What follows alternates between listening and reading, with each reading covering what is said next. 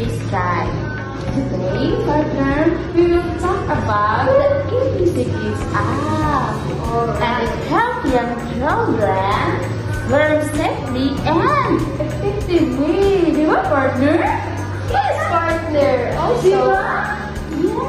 Also, did you know that the ABC Kids helps children learn letters, sounds, and basic reading through fun games and colorful animations?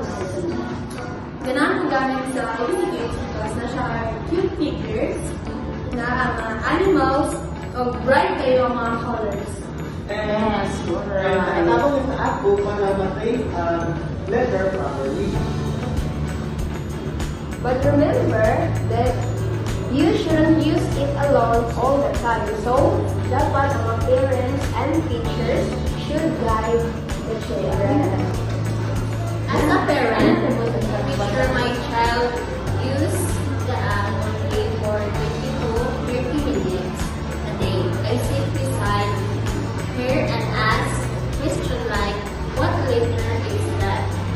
Tama ka, Rialin. No? Tama si Rialin yun. Kay, ano yun nga, ang guided screen time is ako kaano siyang tabang sa mga parents, but not only parents nga. Di ba, Rialin? Hindi lang sa bilikanan ng mga ang guided screen time, yes, but also sa kanan din siya.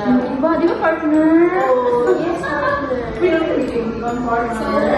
So, and from the page overview, the ABC Kids app is safe. It doesn't require personal data or online sign up, which is great for privacy. So, parents and teachers and learners, remember that digital tools like ABC Kids are so amazing. But adult guidance is the key.